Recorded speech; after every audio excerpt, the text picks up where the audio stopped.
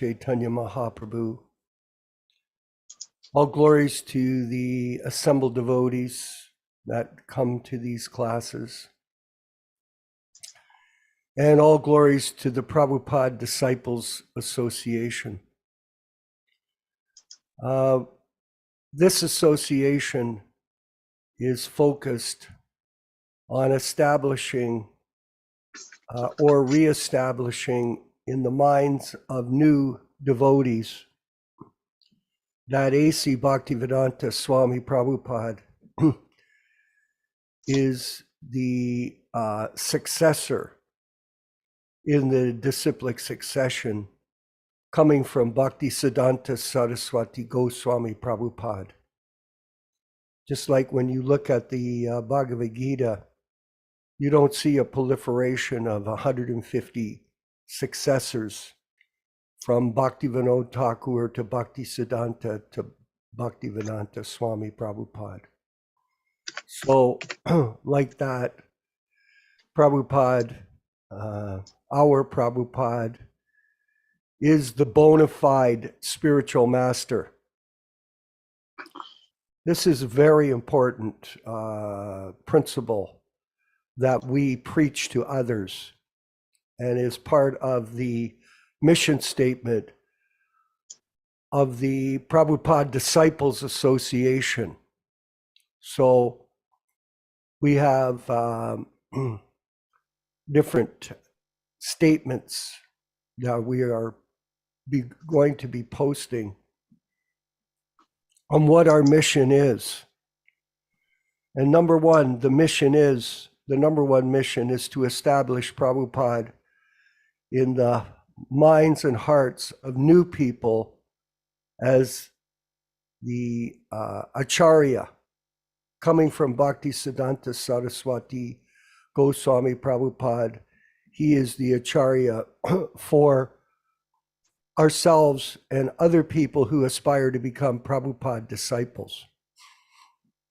Of course, there's some issues regarding that, but in principle, no one can defeat what we're saying, because Prabhupada is present in his Murti. Prabhupada is present in his Vani incarnation, in his books, in his lectures, in his letters, in all of his teachings that he has passed on to all of us.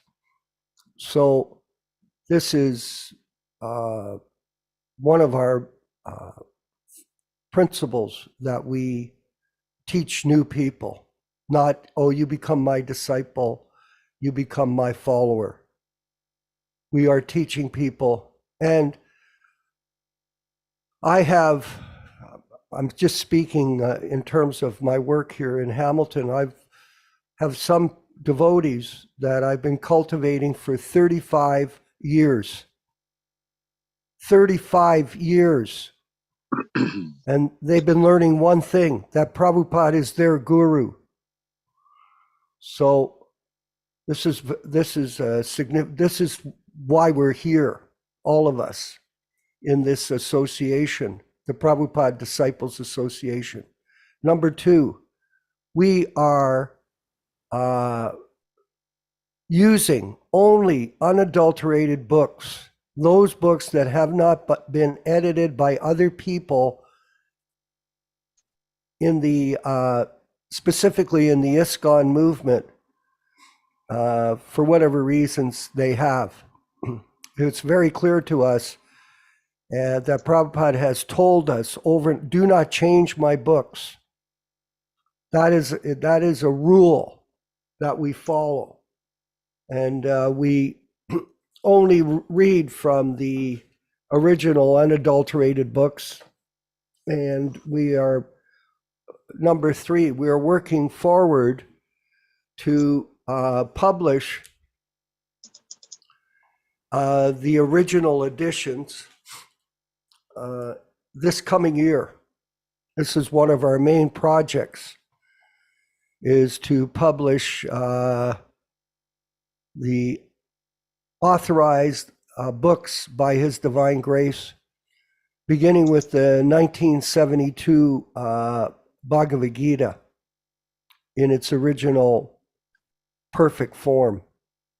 So these are principles that we're committed to here in the Prabhupada Disciples Association. We're an association. We're not a corporation.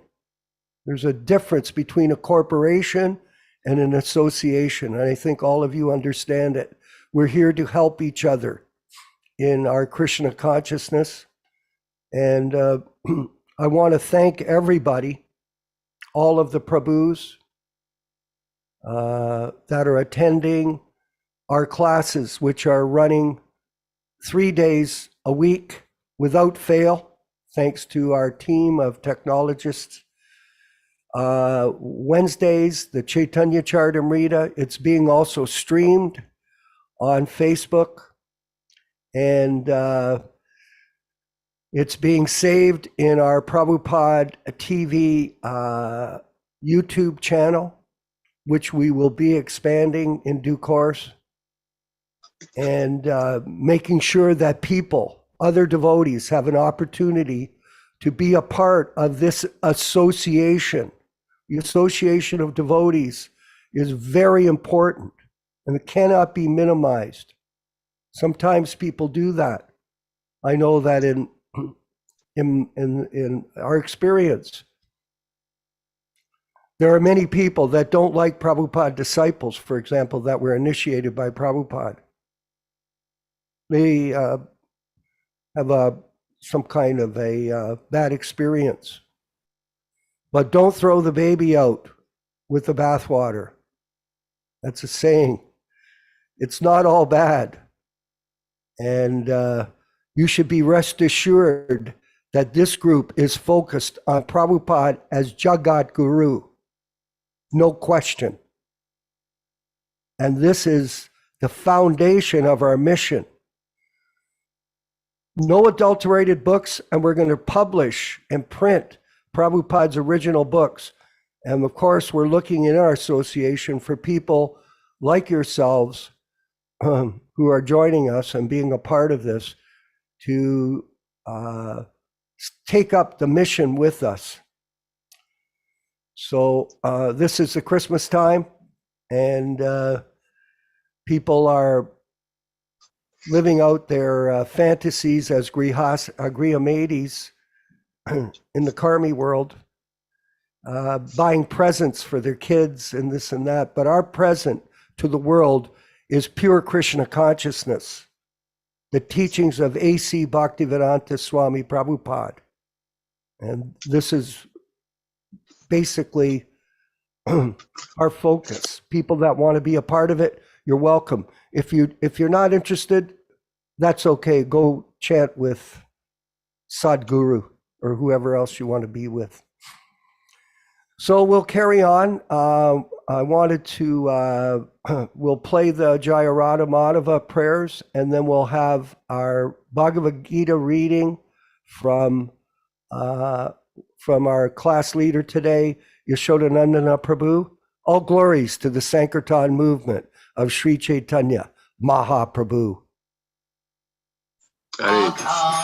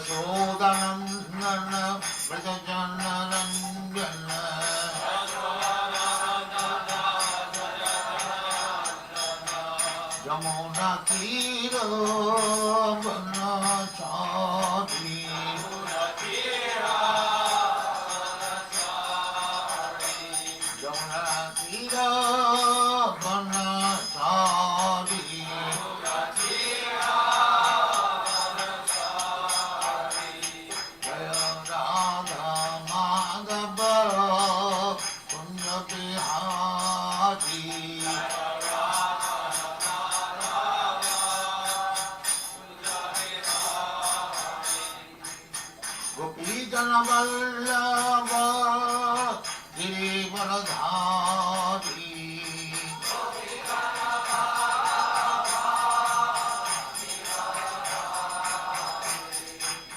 Gopidana Vallabha Girivaradhari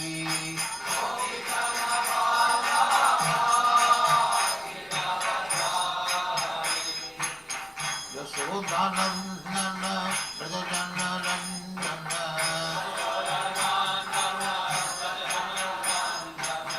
Yasodā-nandana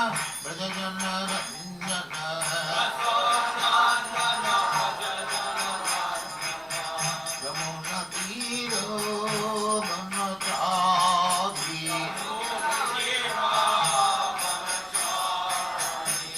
Yamunatiro Manachari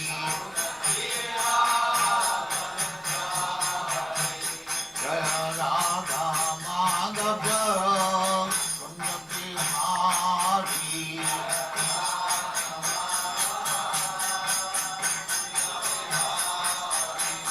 Jaya Radha Madhava Kunja-Bihari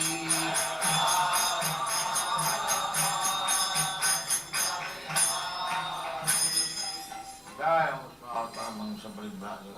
Viśvakarmā Prabhupāda Kirtan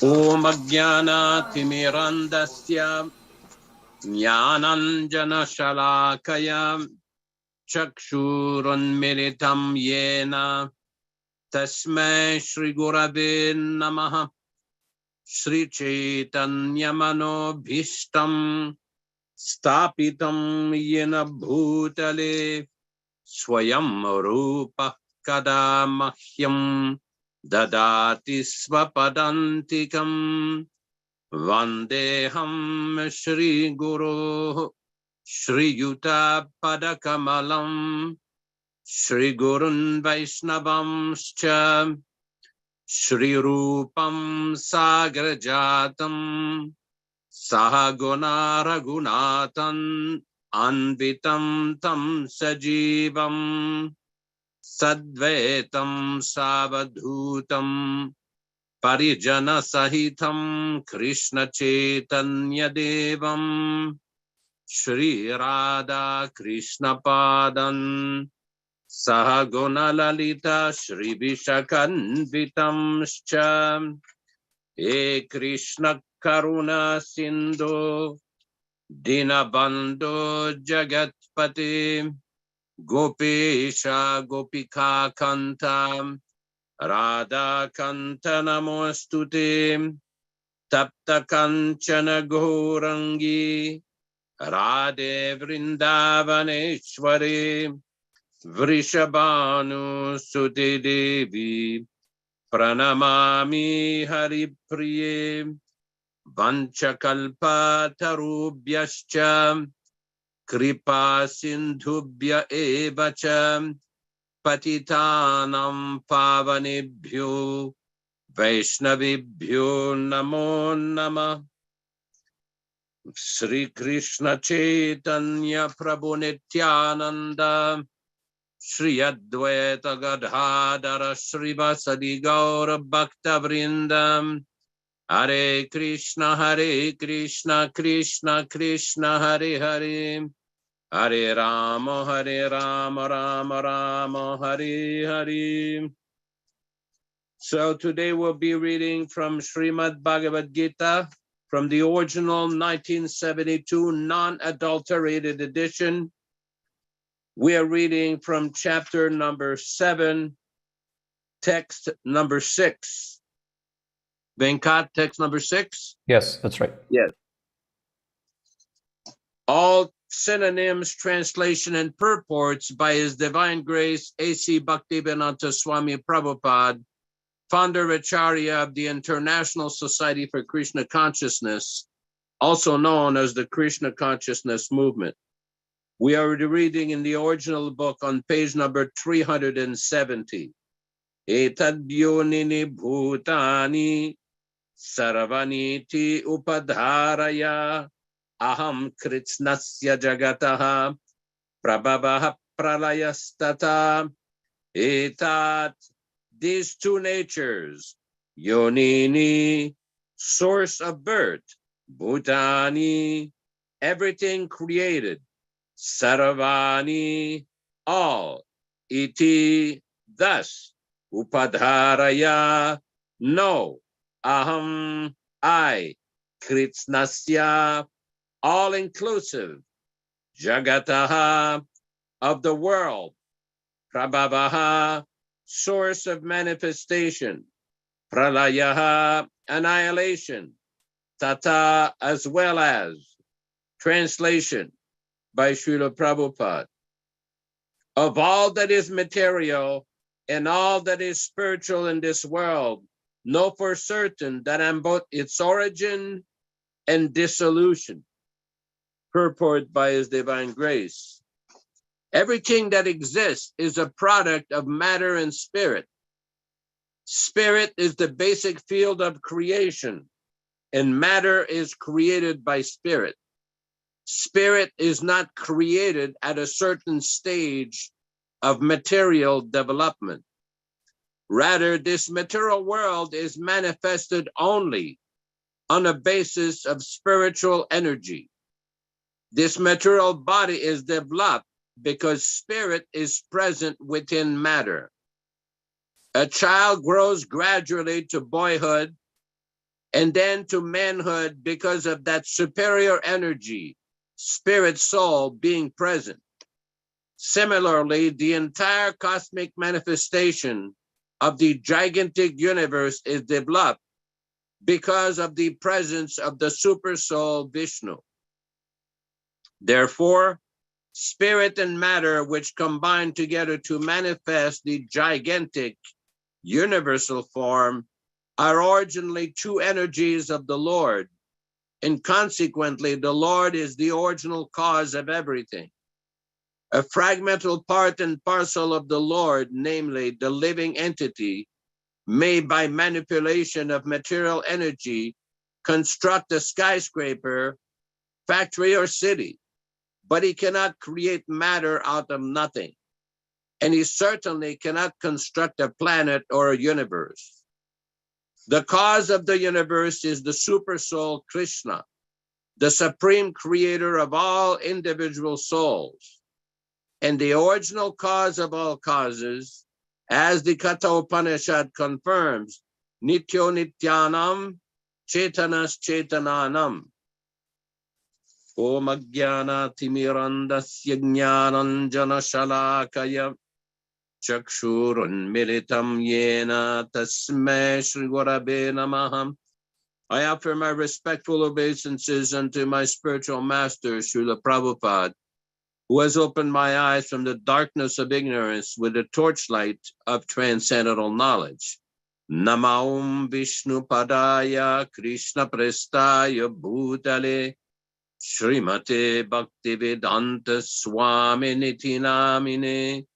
Namaste Saraswati Devi Gauravani Pracharine Nirvishesha Shunyavadi Paschatya Deshatarine Bhakti Siddhanta Shishyayam Bhaktivedanta Namine Prasannaya Prashantaya Tasmai Gurave Namaha. Bhagavad Vandanam Khadyam Guru Vandana Purvakam Kshiram Sharkara Yuktam Kadatihi Visheshataham Sri Krishna Chaitanya Prabhu Nityananda Sri Advaita Gadadara Sri Vasadi Gaura Bhakta Vrindam Shri Rup Sanatana Bhatta Raghunatha Sri Jiva Gopala Bhatta Dasa Raghunatha Hare Krishna Krishna Krishna Hare Hare Hare Rama Rama Rama Hare Hare. So here we have another very important verse where Lord Krishna himself explains that he is the origin and the dissolution of everything material and spiritual. Well, we know from Bhagavad-gītā that the spiritual nature, the spiritual world does not get dissolved. But Krishna is very clearly explaining here that he is the source of everything. We also see in the Bhagavad-gītā, in chapter 10, numbers 8, Aham sarvasya prabhabahu matta sarvam pravartate, that I am the origin of everything.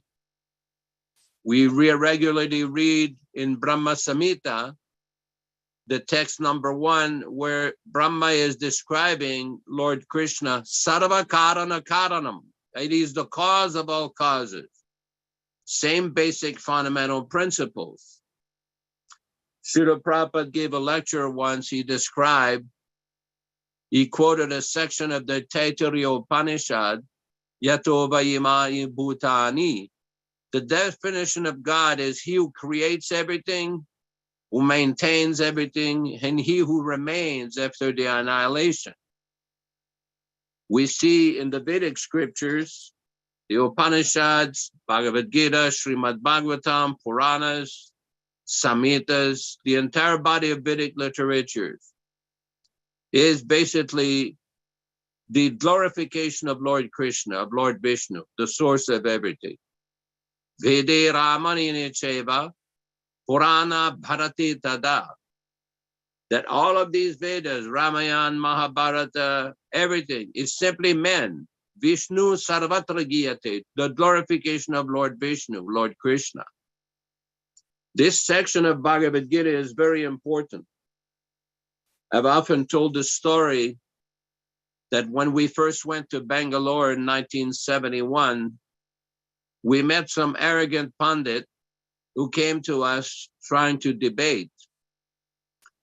And his foolish idea, well, Krishna told Maharaj Yudhishthira to lie in the Mahabharata.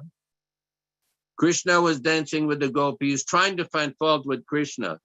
Before he could even finish opening his mouth, Guru Kripa Swami very swiftly defeated him and pointed out to him that all of his nonsense ideas were wrong. So when we saw Srila Prabhupada in October, late October of 19, in 72, I remember, we saw His Divine Grace. And this incident was in 1972. We saw His Divine Grace in October during the Nectar of Devotion lectures in Vrindavan. And we related to him the incident that had taken place in Bangalore with that Pandit. And Prabhupada says, yes, that is nice. But first you have to explain to him and tell him, people like that unless you understand Krishna, the person Krishna, it is not possible to understand the activities of Krishna.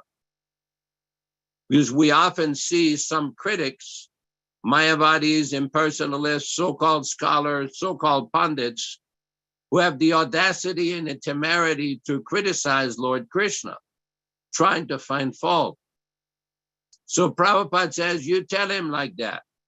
You tell him that in the Brahma Samhita it is described, Viśvakarmā Krishna Sachidananda Vigraha, Anadi Radir Govinda Sarva Karana Karanam. That Krishna is the personality of God, the source of everything. Then you quote him from Bhagavad-gītā, chapter 10, text number 8, Aham Sarvasya Prabhavatu. Prabhu Mata Sarvam Pravartate, that everything comes from me. Then you quote in from Bhagavad-gītā, chapter 7, text 7, Mata Parataram Nanyat Kinchidasti Dhananjaya, that there's no truth superior to me. And you explain that if they're not willing to accept the exact position of Krishna, it is not possible to understand the activities of Krishna. So then Prabhupada looked at both of us and says, you understand that, right? So you preach like that. Say, yes, Prabhupada. So this is a very important point, because we will see in the next verse that Krishna is continuing his explanation. It's like a very nice sequence. For example, in text number 4, Krishna is explaining earth, water, fire, air, ether, mind, intelligence, and false ego. Altogether, these 8 comprise my separated material energies. Then in text number 5, besides this inferior nature, O mighty arm Arjuna, there is a superior energy of mind, which are all living entities who are struggling with material nature and are sustaining the universe. And here Krishna is repeating his point again. Of all that is material and all that is spiritual in this world, know for certain that I am both its origin and dissolution. Prabhupada explains in the purport, similarly, the entire cosmic manifestation of the gigantic universe is developed because of the presence of the Supersoul Vishnu. Therefore, spirit and matter, which combine together to manifest the gigantic universal form, are originally 2 energies of the Lord, and consequently, the Lord is the original cause of everything. So this is the fundamental understanding of the position of God. We see in the Srimad Bhagavatam, where it is explained right in the beginning, after Shukadev Goswami utters Om Namo Bhagavate Vasudevaya, he starts Janmadya Sayataha. Just like in the Vedanta Sutra, this is the beginning. That everything is manifested from Brahman, from Krishna. The material world is created by the energy of Krishna. So see, here is the same point again, that everything is coming from Krishna, is maintained by Krishna.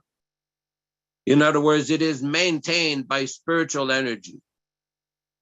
In the Prabhupada Conversation book, there was a very interesting conversation at one time where somebody was bringing, well, the modern idea is that everything is on the basis of evolution, that man came from monkeys. And Prabhupada's reply says, why is it that we do not see now a monkey transforming into a man? So then the foolish person said, well, it takes a long time. It's over millions. But Prabhupada said, no, now. Take a monkey and show an example of how a monkey is transformed into a man. We know this is a nonsense idea. This is a materialistic idea which rejects the presence of God. Because if they reject the presence of God, the presence of the soul in the body, and say you only live one life, is a perfect license for unlimited sense gratification with no consequences. But that's not reality. Reality is different. The reality is that there are consequences.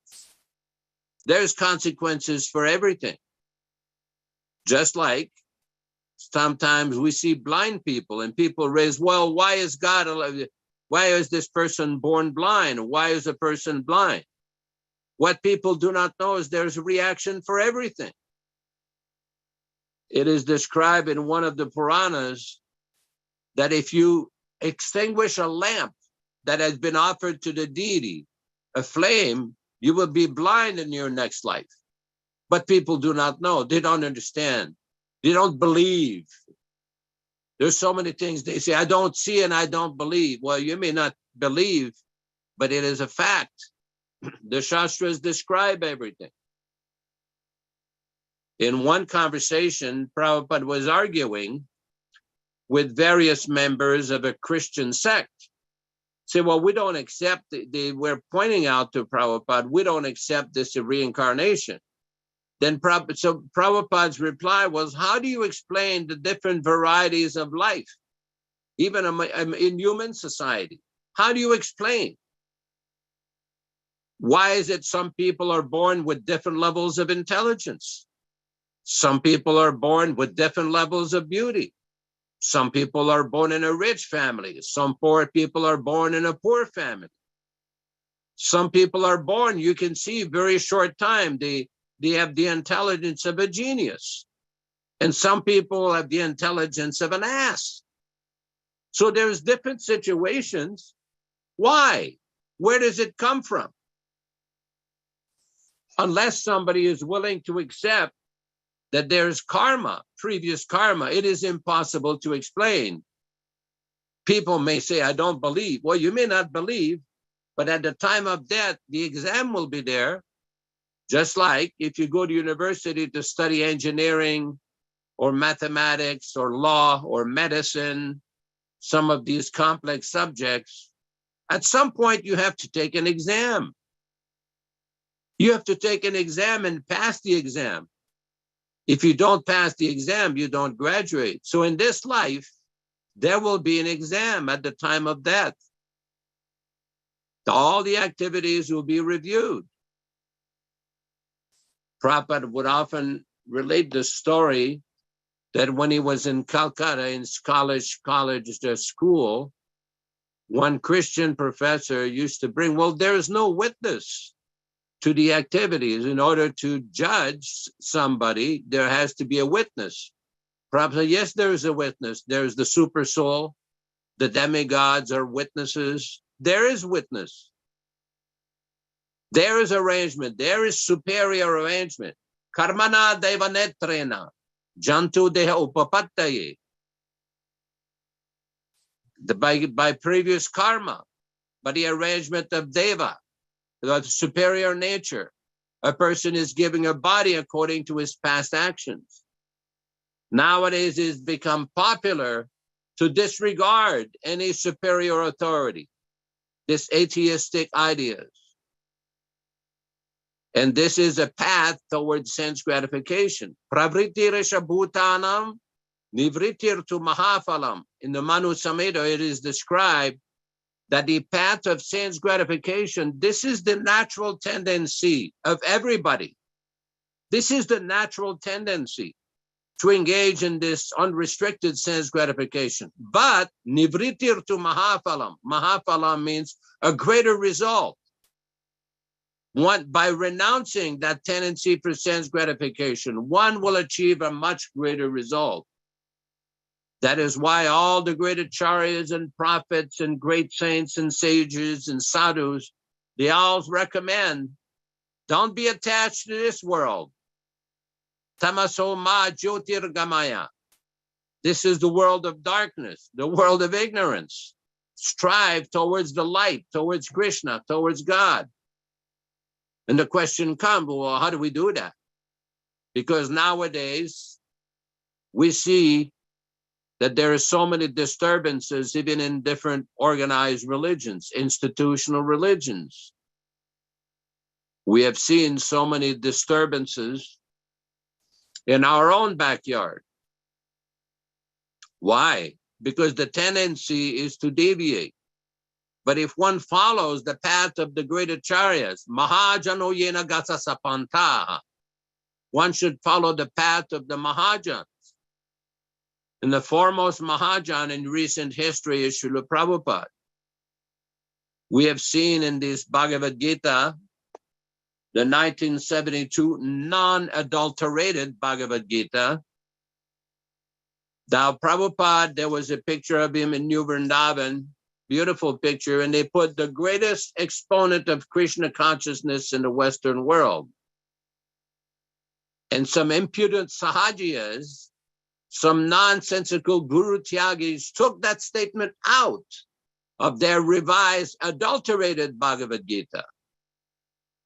Very impudent, very disrespectful. Prabhupada will always be the greatest exponent of Krishna consciousness, not just in the Western world, in the whole world. It's a matter of realizing.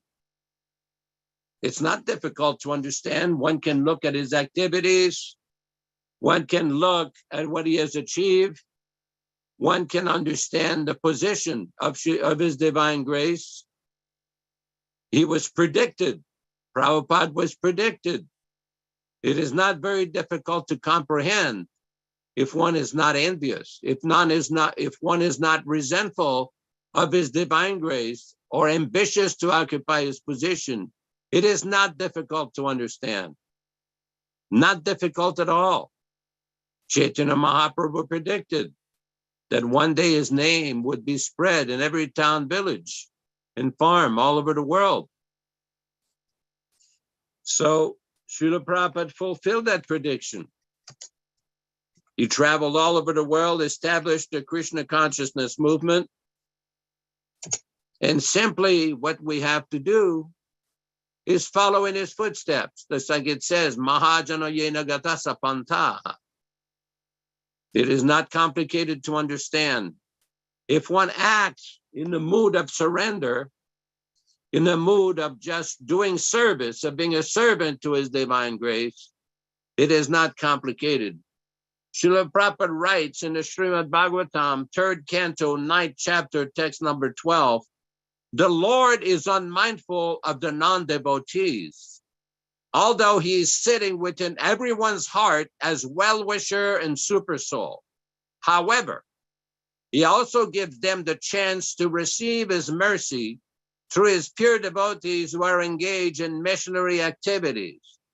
Sometimes the Lord himself descends for missionary activities, as he did in the form of Lord Chaitanya, but mostly he sends his bona fide representatives, and thus he shows his causeless mercy towards the non-devotees. The Lord is so satisfied with his pure devotees that he wants to give them the credit for missionary success, although he could do the work personally. This is the sign of his satisfaction with his pure Nishkama devotees compared to the Sakama devotees. By transcendental activities, the Lord simultaneously becomes free from the charge of partiality and exhibits his pleasure with the devotees. So this is from the authorized original edition, Bhagavatam 3.9.12. This is very significant because we see as we study Prabhupada's books how he explains on a basis of the purports of the previous acharyas, which is translated. He explains that great personality, Nitya Siddhas, eternal liberated souls, sometimes come to this world to lift up the condition of this human society. We all studied in the 4th chapter of Bhagavad-gītā, Paritranaya sadhunam vinashaya chadushkritam dharma samstaparartaya sambhavami yuge yuge. That from millennium to millennium he appears. Why does Krishna come? Paritranaya sadhunam, to protect the sadhus, the pious, the saintly people. Vinashaya chadushkritam, to annihilate the demons, the dushkrita. That is the reason of Krishna's appearance, and he sends his associates. Prabhupada writes in chapter 13, text 47 of the 3rd canto, the personality of Godhead Lord Vishnu descends to the material planets in his innumerable incarnations for particular purposes, and again he goes back to his own abode. When he descends, he's called an avatar, because avatar means one who descends. Neither the Lord himself nor his specific devotees who come to this earth are ordinary living entities like us. So this is a very important point, because we see some impudent persons, some impudent so-called scholars or pseudo-scholars who have the audacity to criticize Srila Prabhupada under the plea of his conditioning from the colonial times, from the British times in Calcutta, and so many nonsensical reasons. We have to understand, Prabhupada is not just like an ordinary sadhu, or not just another Swami, or not just another saintly person. He was a Nitya Siddha. Nitya Siddha means an eternally liberated soul, an eternally perfect liberated soul who has come here, who was sent here by God himself, by Lord Chaitanya and Krishna, to bring the Sankirtan movement. Golokera Premadana Harinama Samkirtana. For hundreds of years, the knowledge of our Sampradaya was concealed in India. Prabhupada brought it. He had great personal risk. Everybody knows the story of how on the ocean, from Calcutta to Boston, he suffered 2 or 3 heart attacks. But Krishna protected him. In 1967, he had another heart attack. So Krishna protected him because of that very sacred, important mission, most important mission. And it is the duty of any person who claims to be a follower or a student or a disciple or whatever of Srila Prabhupada to give that knowledge to others, but not to change the teachings. We don't accept this nonsense idea from he has seen the truth to they have seen the truth. No. You have no authority to change. You have no right to change. Just yesterday, in the Prabhupada Disciples Association chat on the internet, somebody put out a quote from a conversation, a lecture of Srila Prabhupada, where Prabhupada says, Shastra never changes. You do not change, not one word. The sacred scriptures do not change.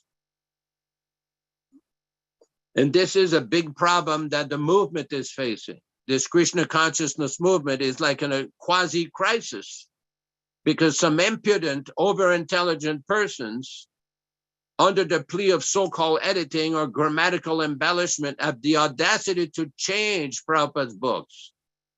Not acceptable. As a matter of fact, most devotees do not accept this nonsense. But then they also say, oh, we don't want these original books in the temples. Just see how crazy they have become, how deviated they have become. Prabhupada has given instruction, do not change anything. The next printing again should be the original way. And they are so foolish, they think, oh, let's change the books, let's make better English. No, leave it as it is. Leave Prabhupada's transcendental message as it is. Hare Krishna. Any question, remarks, chastisements, admonishments, questions? Hare Krishna.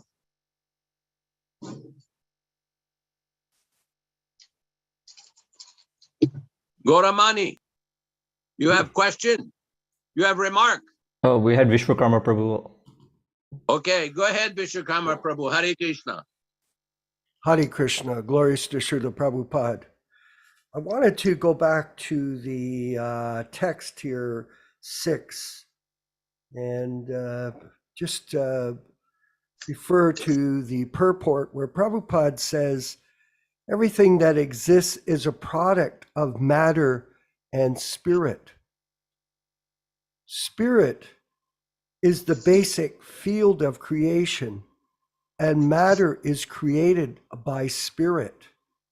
Spirit is not created at a certain stage of material development. Rather, this material world is manifested only on the basis of spiritual energy. So Prabhupada, they published a book here, it is here. Life comes from life. I can remember when we first got this book, it was a very exciting book for us to be able to distribute it because it's a small, compact version of our philosophy based on a series of morning walks with Srila Prabhupada. I believe there are,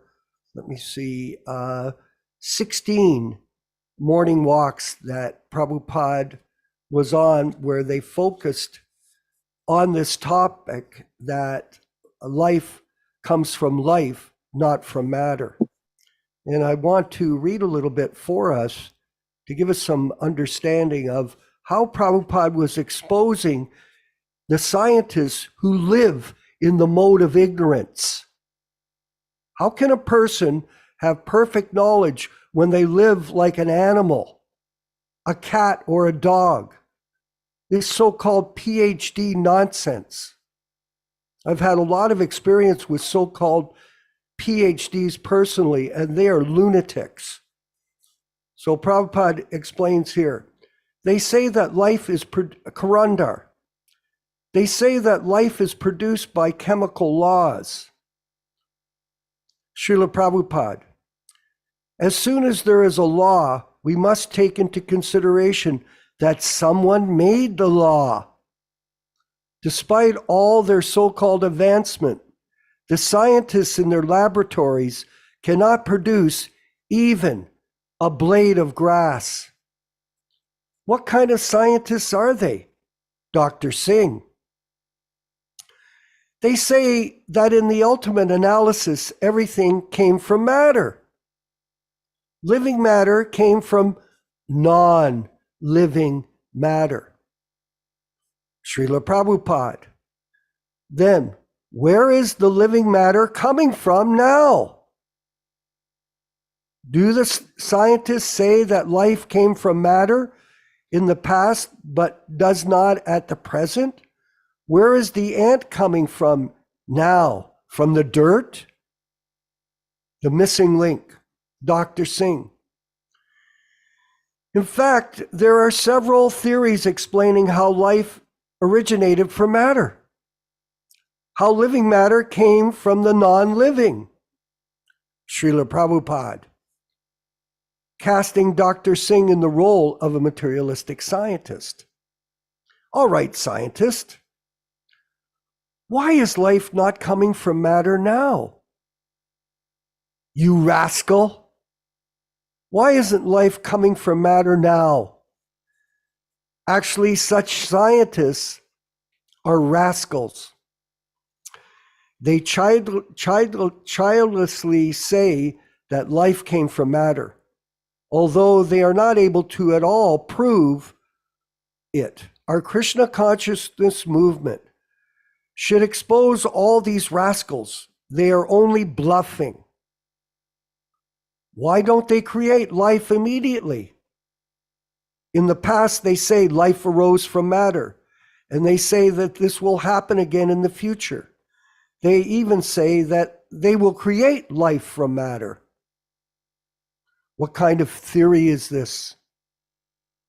They will create life from matter. What kind of theory is this? They have already commented that life began from matter. This refers to the past, began. Then why do they now speak of the future? Is it not contradictory? They're expecting the past to occur in the future? This is childish nonsense.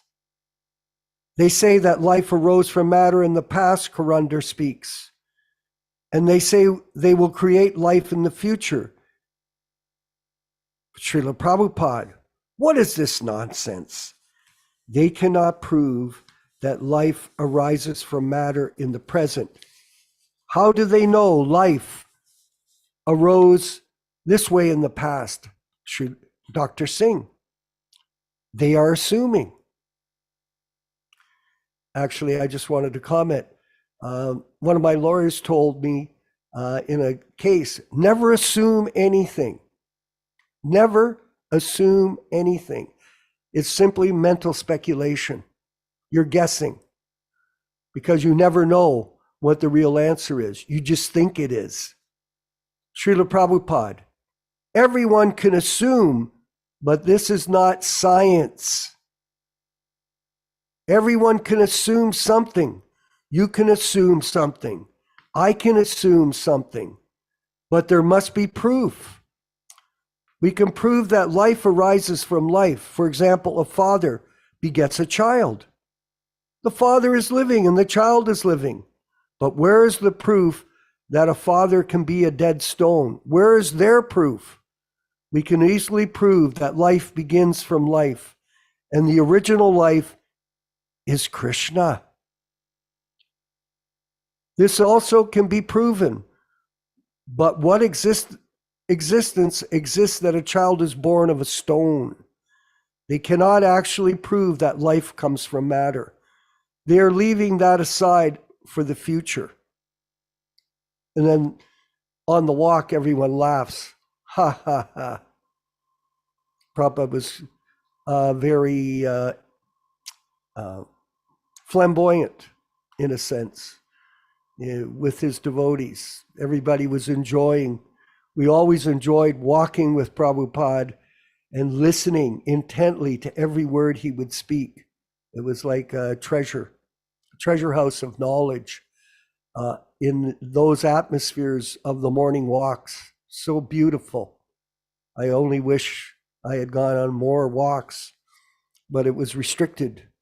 But fortunately, I did attend quite a few, so I was blessed. Karandar, the scientists say that they can now formulate acids, amino acids, and they are almost like one-celled living organisms. They say that because these acids so closely resemble living beings, there must be just one missing link needed before they can create life. Here they're assuming. Srila Prabhupada, nonsense. Missing link, I challenge them to their face. And everybody laughs on the walk. They are missing this challenge. The missing link is this challenge to their face. So this is from this book. Life comes from life. So if you don't have this, I don't know if you can get one. This one's so old that the pages are all yellow on it. I've saved it in my library. And very interesting. And a very important point is to understand that the scientific world, they're pure mental speculators because they're covered by the modes of nature, passion and ignorance. In other words, they speak in the laboratory about science, and then they go and have steak and drink wine and carry on like an animal, living the life of sense enjoyment. How can they have any higher level of knowledge when they're just sophisticated animals, cats and dogs? Okay, please, any question from Jiva Goswami, Prabhu? Yes, Prabhu, thank you. Earlier, Yaśodā-nandana Prabhu mentioned the Nishkama versus the Akama devotees, and I'd like to get more clarification on the differences and how we can tell.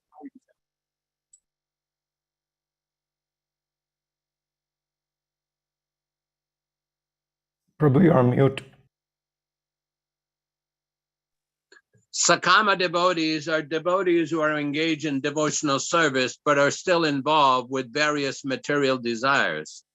Nishkama devotees are devotees who do not have these material desires. It is described in the Chaitanya Charitamrita, Bhukti Mukti Siddhi Sakalya Shanta, that those who are after bhukti or sense enjoyment or liberation or siddhi kamid or after yogic perfection, they're always not peaceful. Krishna Bhakta Atayava Shanta, that those who are Krishna Bhaktas, simply dedicated to the service of Krishna, they are peaceful. So there is a difference between the two. But we also see, the important point here, we find in the Srimad Bhagavatam, that regardless one wants liberation or not, whether one yogic perfection or one has no material desires or one may be full of material desires, one should worship the personality of Godhead in all circumstances. This is an important point. Now, how to tell? Well, Prabhupada is given the formula. That's why Srila Prabhupada gave these 4 principles following. If one follows these principles, he will become nishkama, without material desires.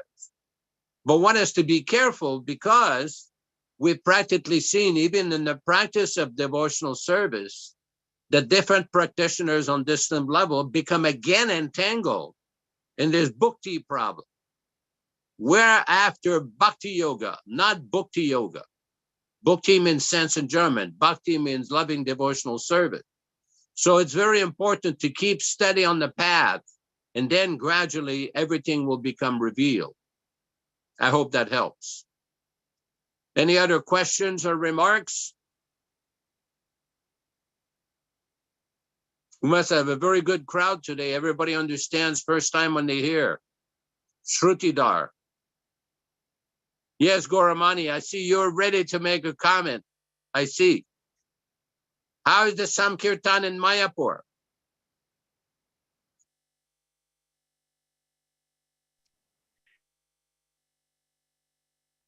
Prabhu, you're on mute, Varamani Prabhu. Actually, Hare Krishna, my obeisance to everyone. I'm not doing anymore. Now I'm trying to read the Prabhupada's books. And yes, I changed the program. And but in regard to this point, I would like to say that if someone really wants to be happy in his life, as Prabhupada said, first of all, knowledge. So we have to constantly remember all these things that you expose very well, and to be able to transcend the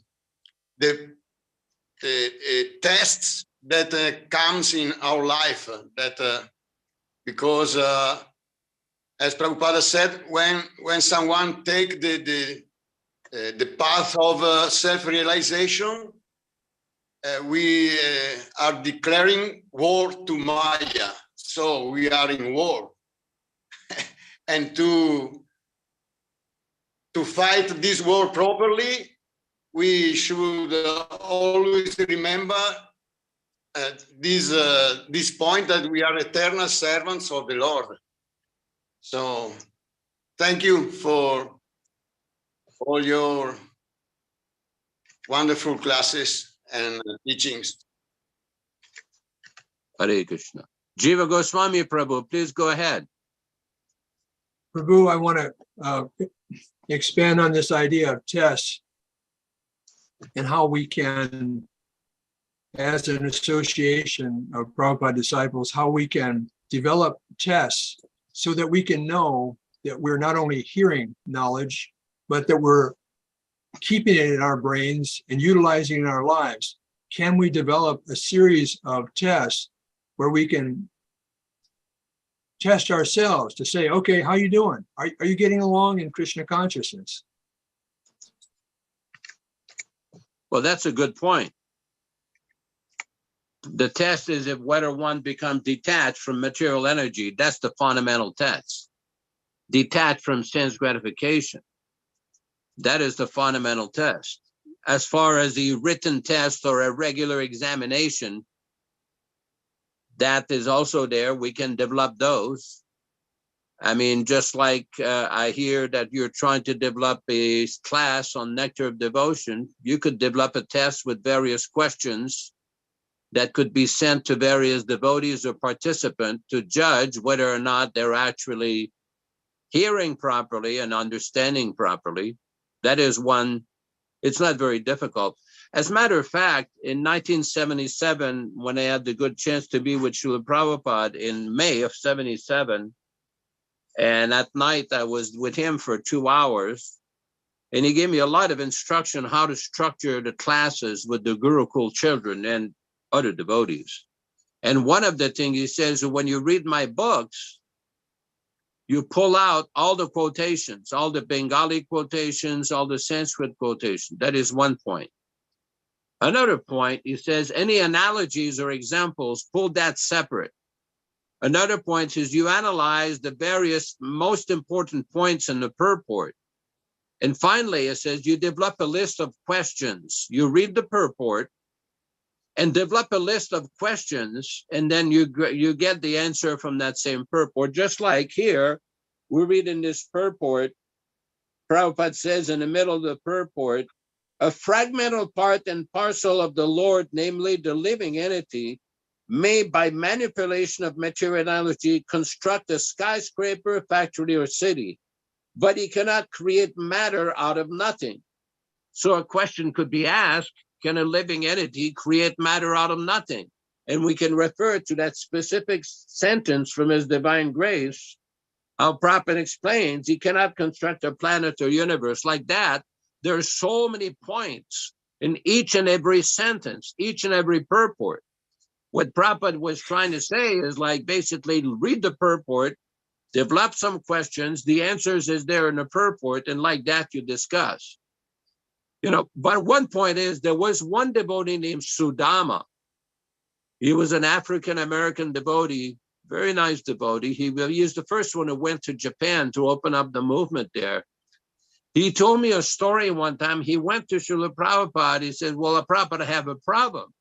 Prabhupada, well, what's the problem? He says, well, many of your other disciples and senior devotees and sannyasis and temple presidents and GBCs, they are very learned. They can explain the philosophy nicely and quote with Sanskrit and Bengali verses.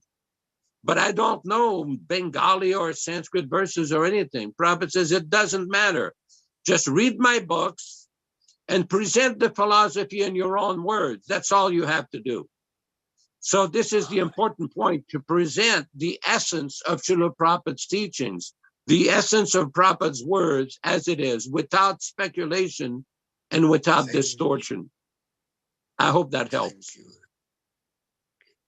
Just like in the Goswami Ashtakam, the second verse, Nana Shastra Vicharaneka Nipuno Saddharma Samstapako.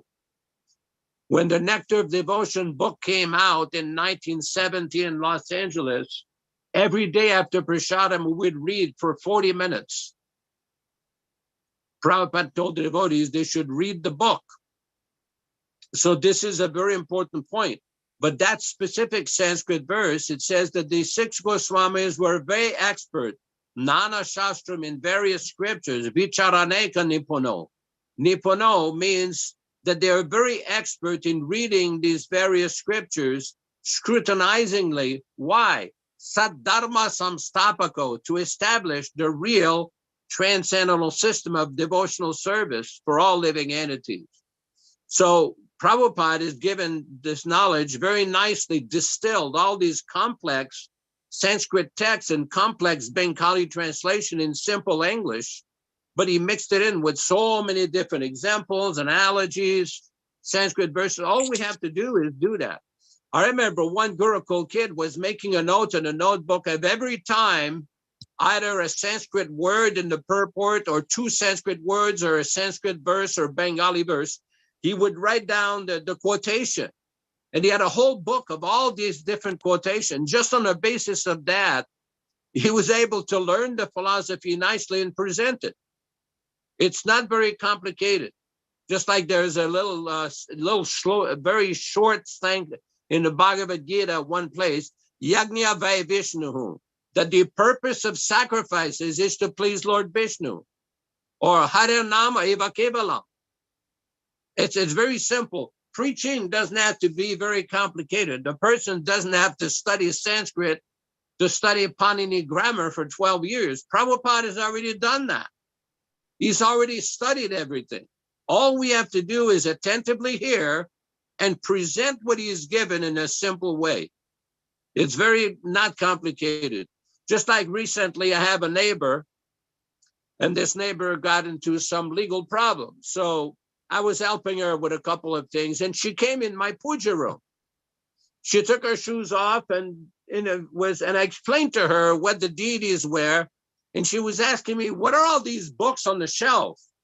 I've got Prabhupada's books and collected lectures, and I explained to her, these are the books of that person over there. And she says, wow, he wrote all that? Yeah.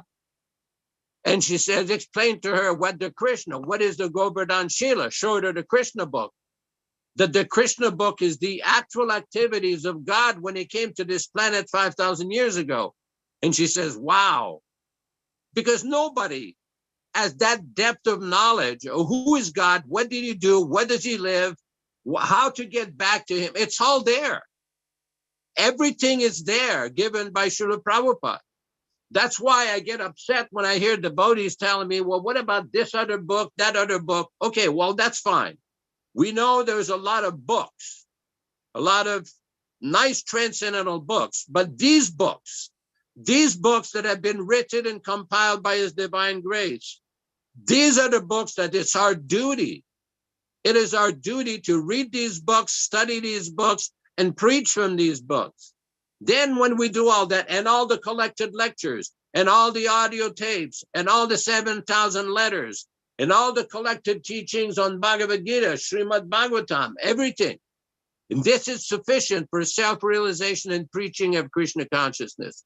And if we like, we can also, just like Prabhupada suggested, in teaching Gurukul children and devotees, we can establish some questions, some manuals of different questions. We had that for Ishopanishad. Every verse, we had all kinds of questions, and we were giving tests to the students, and they would study that and like that. It's not very complicated. The same could be done for the Nectar of Devotion. Although for some sections of Nectar of Devotions, it can be a little very deep, and the third and fourth section of Nectar of Devotion can be very, very deep and complicated, but it's like nectar. Prabhupada was once asked, well, we're distributing some of these books, Srila Prabhupada, but some of these books are not being distributed in sequence. Sometimes we distribute the second canto or the sixth canto of Bhagavatam. How will these people understand? Prabhupada is like testing sugar. If you taste sugar, it's going to be sweet wherever you take it, from the bottom of the pot, from the top of the pot. So wherever you hear Srimad Bhagavatam or Bhagavad-gītā, anything, it's all transcendental. It's all super beneficial for everybody. Where's Ram Raghava? Is he here? He knows. He was in a Gurukul. He knows. He used to keep a notebook. I remember. He was one of the best students. He used to keep a very nice notebook. But I don't know if he's here today. Okay. Any other questions or remarks?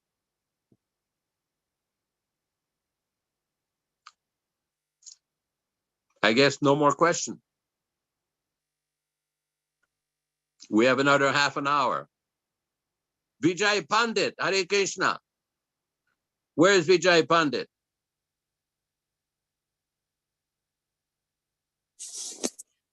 Hare Krishna. Hari Bol.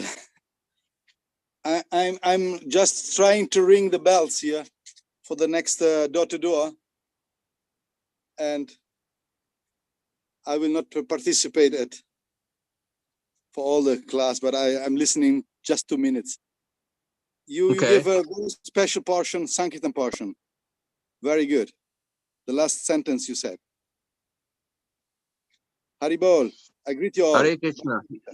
He's on Hare Sankirtan in Italy, in the northern area of Italy. So he's in some kind of a vehicle. Hare Krishna. Hare Krishna. Hari Bol. Hari Bol. Ramachandra Prabhu. Ramachandra Maharam, how are you? Any I'm fine. comments?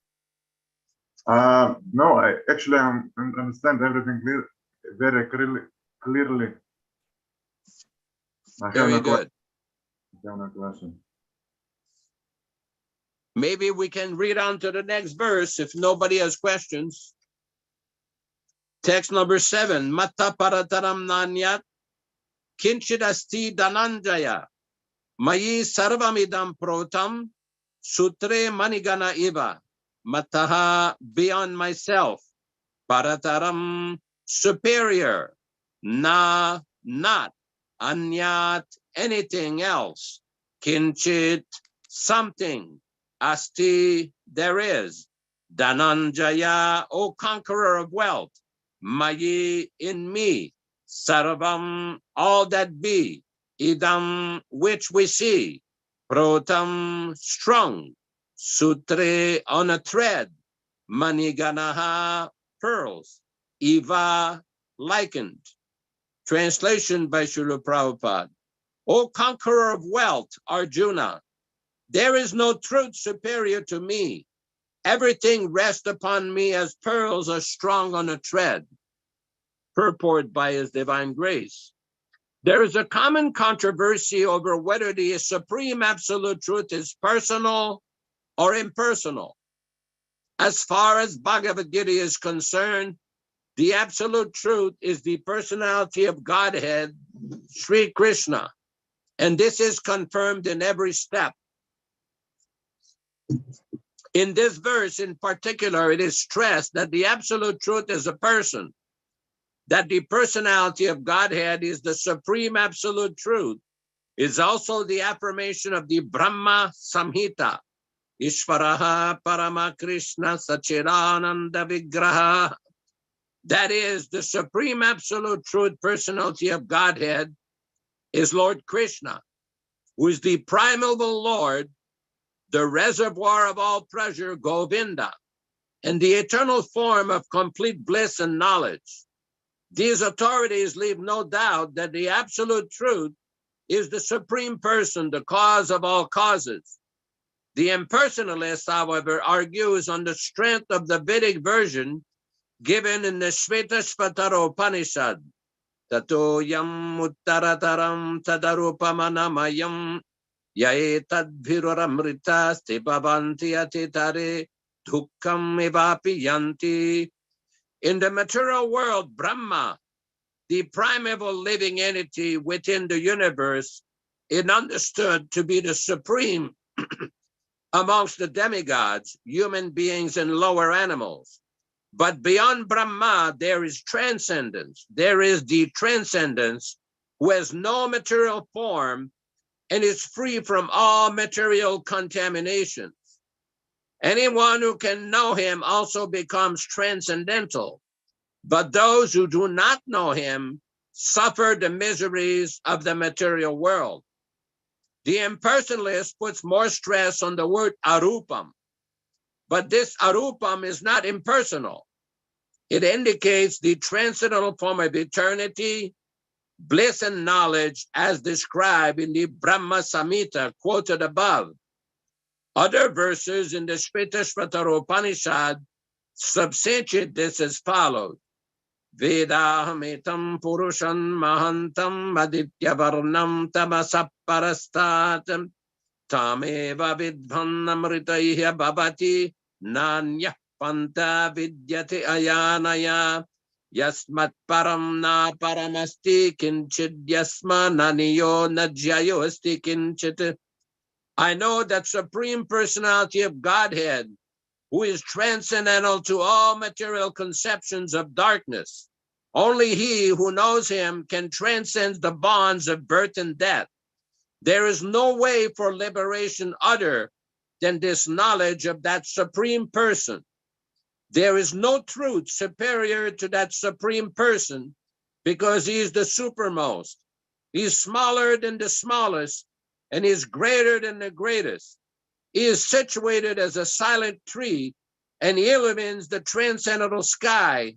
And as a tree spreads its roots, he spreads his extensive energies.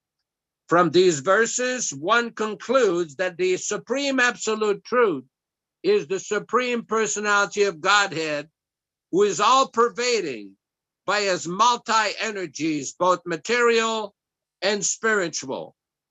So this is very important, because we see that in the Vedas, there are different information, different citations, which explains the personal form of God, and also there are certain statements with the impersonal form. We see that Sripad Shankaracharya has tried to stress the impersonal aspect of the Absolute Truth, but he was a Vaishnava in disguise. Most of you must be familiar with Shankaracharya's instruction, Bhaja Govindam, Bhaja Govindam, Bhaja Govindam Mudamate, Samprapte Saniti Kale, Dukrin Karane. That simply you should worship Govinda 3 times. Do not become entangled, Dukrin Karane, simply in grammatical combination. Studying Sanskrit was simply with grammatical combination. Shankaracharya also wrote a Jagannath Astakam, 8 verses in the praise of Lord Jagannath. He also praised Lord Narasimha, called Narasimha Kara Avalamba Stotram. Very nice Sanskrit verses in the praise of Lord Narasimha. So he was a Vaishnava in disguise, but in his role to preach and take Buddhism out of India, he went everywhere. He took sannyas at 8 years old in Sringeri and went everywhere and defeated all kinds of pundits and scholars and everything to establish the position of the Vedas, because the Buddhists do not accept the Vedas. But after that, the great acharyas in the Sri Vaishnava Sampradaya, like Yamunacharya, Ramanujacharya, Sudarshan Suri, Vedanta Sika, Pillai, look, so many great acharyas they established. And after that, Madhvacharya came in our sampradaya, very strongly refuted the conclusions of the impersonalists. So Prabhupada is giving here very important information about the nature of the personality of Godhead, that by knowing him, one will transcend. Aditya Varnam Tamasap Parastat. That means simply by knowing him, then one does not have to come back here in this material world. Very important point. Questions, remarks, admonishments, chastisements? Yes, Jiva Goswami Prabhu. Hare Krishna. Go ahead. Hare Krishna, Prabhu. In the middle of this purport in text 7, it says, but beyond Brahma, there is no transcendence who has material form and is free from all material contaminations. So it seems really obvious that it's just a matter of how you're seeing it. If you're seeing the Lord as being material, you can't justify that based on this particular sentence. He has no material form. And so when he comes here as Krishna and he presents himself as he is, it's not material. It's something that it really takes a lot. And I'd like you to help me understand how to keep that in our minds, that Krishna is not material, no matter how we see him. Yeah, one of Krishna's name is called Aprakrita. This Prakrita means material, of a material form. Aprakrita means non-material.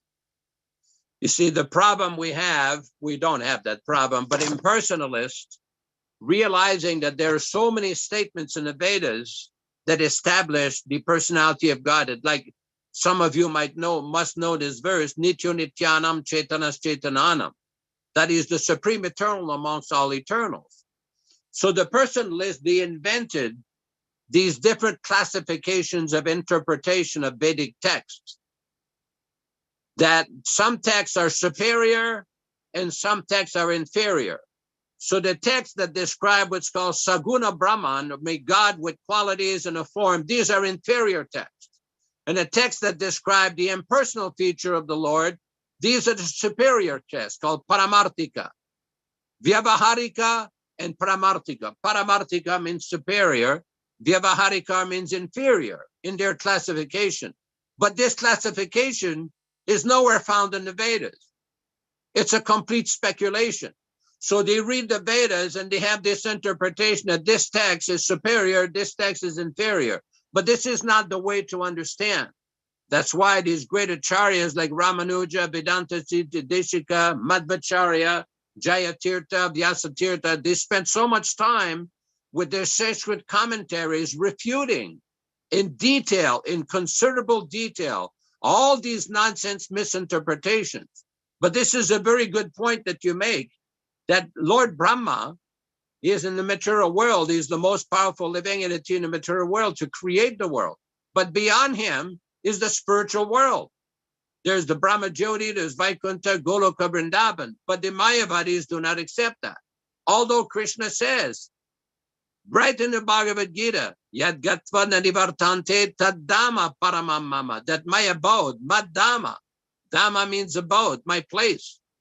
Krishna says, if one goes there, it doesn't come back. So this is a very important point. We had the chance to, in South India, with Achyutananda, also with Guru Kripa, to meet and exchange views and debates with some of these people. And they're very bewildered. Most of it is all based on mental speculation and word jugglery, complete word jugglery. All kinds of ridiculous interpretations that make no sense. But Bhagavad-gītā, these purports are very, very clear, as you just pointed out. Whereas yes, go ahead, Jiva Goswami. Hare Krishna, Prabhu. So my question is, how is it possible for Srila Prabhupada to write all these books, all these purports, synthesize all this incredible information and distill it in a way that you and I can understand it? That's called a Nitya Siddha, super empowered person. It's not possible for an ordinary person. There was a conversation one time. Prabhupada was having a conversation with a disciple about his books. And Prabhupada made the remark, I did not write these books. Krishna wrote these books. I'm just dictating. Because we see, for example, in the Chaitanya Charitamrita in the Antya Lila, there's a place that it's to be understood when the spiritual master speaks, it is the personality of God that's speaking through him. There's also a place in the fourth canto of the Bhagavatam where Prabhupada said that the voice of a pure devotee is very powerful because it is in touch with the saffron particles that are present on the lotus feet of the Lord. You know, Prabhupada is not just a scholar or an academic professor. No, he is a person who is directly in touch with Krishna. And this is sometimes very difficult to understand for people who look at the indoctrination, especially in Western countries, with the materialistic indoctrination that is very prevalent in the educational system, in the academic system. They have difficulties understanding and accepting Srila Prabhupada's position on so many subjects, like women's position in society, the role of marriage, what is the proper understanding of a function of marriage in human society, or whether or not people can go to other planets. Prabhupada was very, very direct in his position, but some people have difficulty affecting because they've been indoctrinated with this materialistic, atheistic propaganda. Yes, Viśvakarmā, go ahead. Further to, can you hear me, everyone? Yes. Okay, thank you. Further to that question, Prabhupada is the transparent via media. So it is a question, Jiva Goswami, of surrender, that and the degree of surrender that a devotee has. So the pure devotee surrenders everything to Krishna. He no longer acts on the platform of false ego, but he acts only as a representative of the Supreme Personality of Godhead. And Krishna works through him. Transparent via media. So the more we surrender to Krishna and Prabhupada's instructions, which go hand in hand, then the more we'll be able to accomplish great things for Krishna as ambassadors of our spiritual master. It's very important, Jiva Goswami, for us to understand we're simply ambassadors of the pure devotee. We repeat what he says. We preach to others in that way that our spiritual master is the true representative of the Supreme Personality of Godhead. This is a great thing, by the way, as we all know, to have the association of a pure devotee and have him manifest his potency in front of all of us, even while we're still alive. This is a very important point that we should all understand. We're blessed to become ambassadors of a pure devotee of Krishna. So Prabhupada, like you asked, it's a very profound question. How was Prabhupada able to do this? Hrishikesha. When I first saw Prabhupada in 1971, in Detroit, Michigan. I was Bhakta Bob, along with everybody else that was there from Hamilton. A yatra at the time, there was a temple here. We had 18 Prabhupada disciples initiated from the Hamilton Center here, the most in Canada. And we had been trained up to see Prabhupada as pure devotee, the via media, transparent via media of Krishna.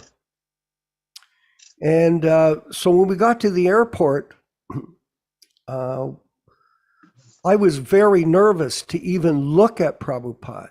I thought to myself, I really am not qualified to even see such a great person who is a transparent via media for Krishna.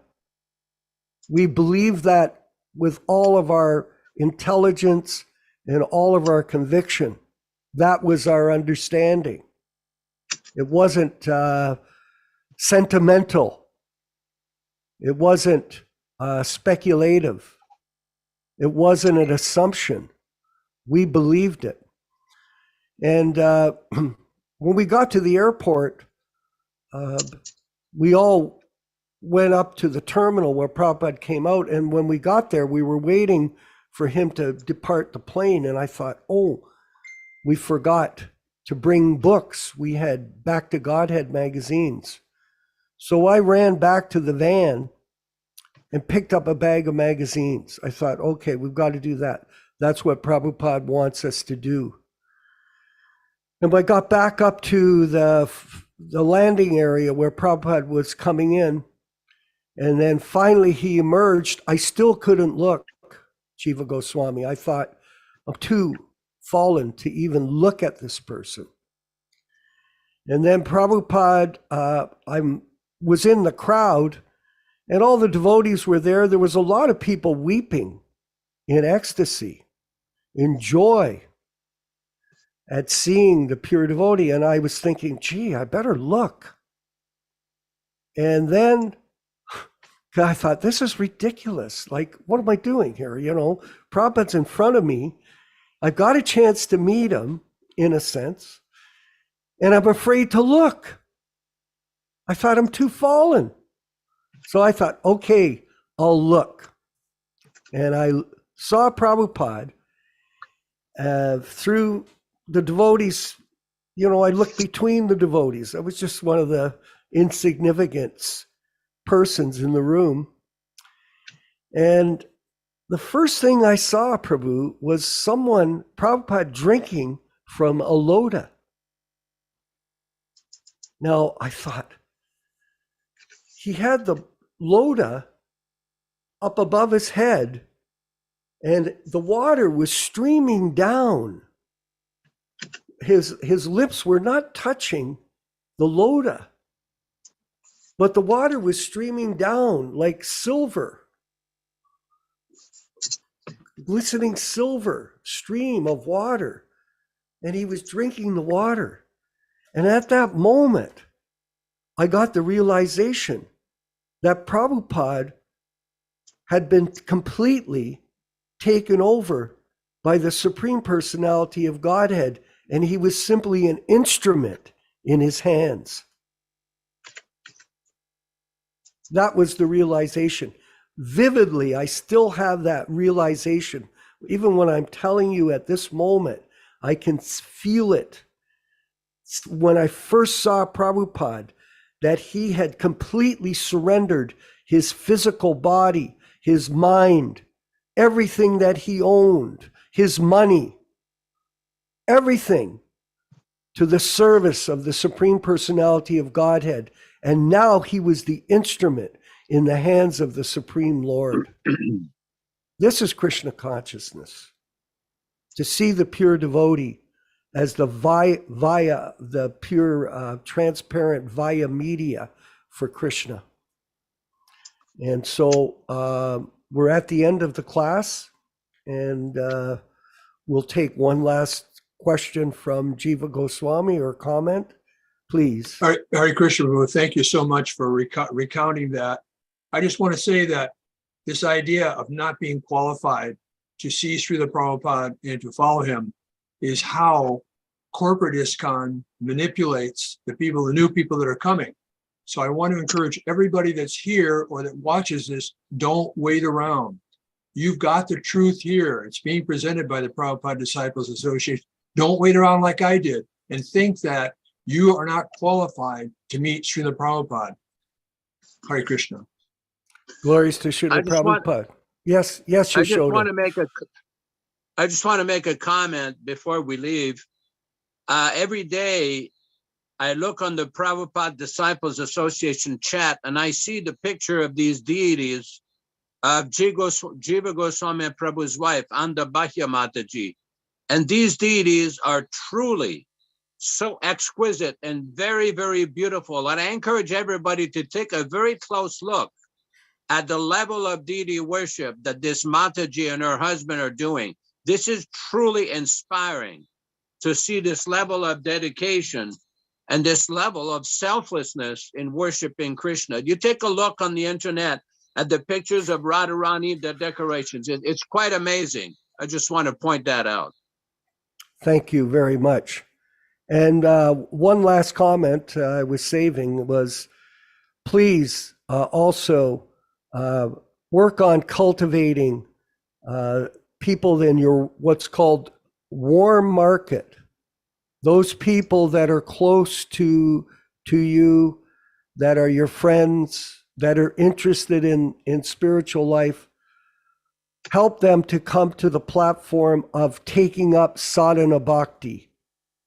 It's a very important thing. It's good that we have this group, but most important is within your networks, all of you leaders of the Sankirtan movement. That's how we see this organization. It's a group of leaders that you're leading the local people in your area to Prabhupada's books, to Prabhupada's lectures, to the classes that we're presenting in the Prabhupada Disciples Association, to follow the regulated principles.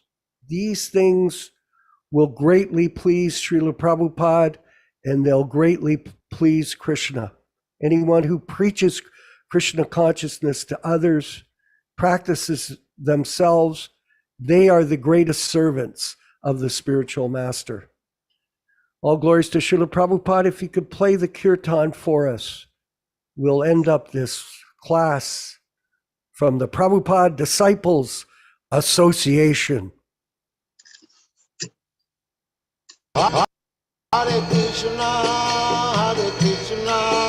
Krishna Krishna, Hare Hare, Hare Rama,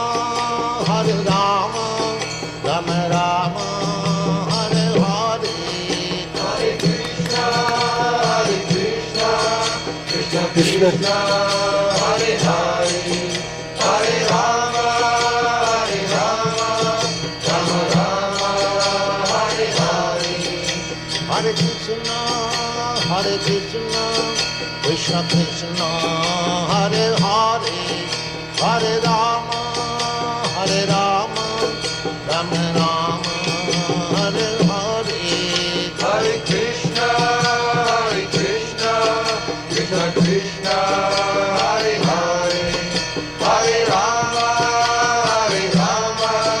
Rama Rama, Hare Hare. Hare Krishna, Krishna Krishna, Hare Hare, Hare Rama, Rama Rama, Hare Hare. Hare Krishna, Krishna Krishna, Hare Hare, Hare Rama, Rama Rama, Hare Hare. Hare Krishna, Krishna Krishna, Hare Hare, Hare Rama, Rama Rama, Hare Hare. Hare Krishna,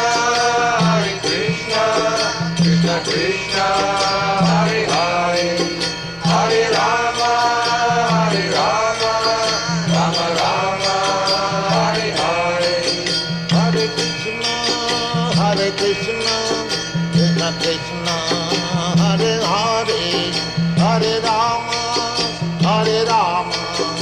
Rama Rama, Hare Hare, Hare Krishna, Krishna Krishna, Hare Hare, Hare Rama,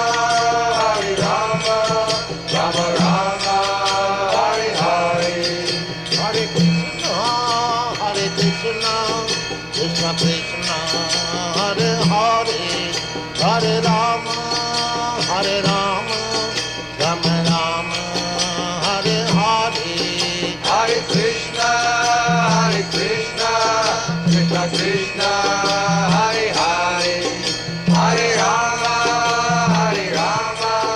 Rama Rama, Hare Hare, Hare Krishna, Hare Krishna, Vanchakalpa Trubhyascha, Kripa Sindhubhya Sindhubhya Cha, Patitanam Pavanebhyo Pavanebhyo, Vaishnavebhyo Namo Vaishnavebhyo Namaha. Namo Hare Namaha. Krishna, Hare Krishna. Hare Praise Krishna, to Krishna Prabhupada. Krishna, Hare